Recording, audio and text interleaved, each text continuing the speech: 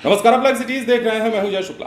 अगर आप राजधानी पटना में रहते हैं और आपको सुबह शाम सड़कों पर जाकर सब्जी खरीदने की आदत है या जरूरत है तो आपके लिए बड़ी परेशानी खड़ी होने वाली है। राजधानी पटना में अब सड़कों पर आपको सब्जी और फल नहीं मिलेंगे। अब आप भी शाम में टहलते टहलते अगर सोच रहे होंगे कि हम जाकर के सब्जी या फल ले लेंगे, तो आज से ठीक 3 दिनों तक, मतलब आज, कल और परसों, ये 3 दिन आपको पटना शहर में सब्जी और फल रोड पर नहीं मिलेंगे। और किस लिए नहीं मिलेंगे वो भी हम आपको बताते हैं, और किस प्रकार फुटपाथ दुकानदारों ने अब पटना में सत्याग्रह शुरू कर दिया है, इसके पीछे का कारण क्या है और ये सब कुछ राजधानी पटना में क्यों हो रहा है। इसके अलावा लोगों को इस बीच कितनी परेशानी झेलनी पड़ेगी और क्या फजीहत खड़ी होने वाली है, वो तमाम चीजें हम इस खबर में जानेंगे। लेकिन बड़ी खबर यह है कि राजधानी पटना के लोगों के लिए परेशानी बढ़ी है और फुटपाथ दुकानदारों के सत्याग्रह शुरू होने के साथ ही अब राजधानी पटना में सड़कों पर आपको फल और सब्जी बिकता हुआ नहीं दिखेगा।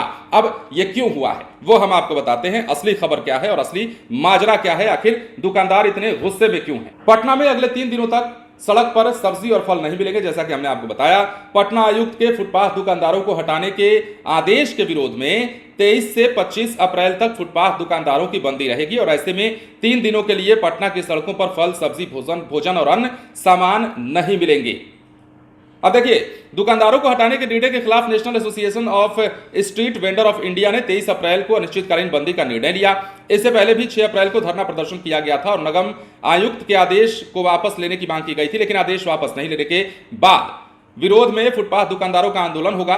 और पटना में फुटपाथ दुकानदारों और शहर के जितने भी दुकानदार हैं, पटना नगर निगम के अंतर्गत आने वाले भी सभी अंचल के मार्केट लीडर की बैठक हुई है और बैठक में यह फैसला हुआ है कि 3 दिनों तक सड़क पर फल, सब्जी और भोजन, कपड़ा या अन्य जरूरत के सामान की बिक्री नहीं करेंगे। सर्वसम्मति से वेंडर लीडरों ने निर्णय लिया है कि वो पूर्ण रूप से 3 दिनों तक 23 से 25 अप्रैल तक के लिए अपने बाजार में रोजगार बंद रखेंगे। इस बीच अगर प्रशासन ने उनकी बात नहीं मानी तो वो सत्याग्रह को और भी आगे बढ़ाएंगे और इसे जारी रखेंगे। ये आदेश जो जारी हुआ पटना जिला प्रशासन की ओर से कि अब फुटपाथ दुकानदारों को हटाया जाएगा, उसी आदेश के विरोध में यह सत्याग्रह चल रहा है। इससे पहले भी आंदोलन प्रदर्शन हुआ था, लेकिन अब 23 से 25 तारीख, मतलब आज की तारीख से जोड़ लीजिए, आज, कल और परसों तक आपको राजधानी पटना में फल लेना हो, सब्जी लेना हो, भोजन की सामग्री लेनी हो या फिर कोई अन्य सामान भी लेना हो, कपड़ा वगैरह लेना हो जो फुटपाथ पर मिलते हैं, तो वो आपको नहीं मिलेगा।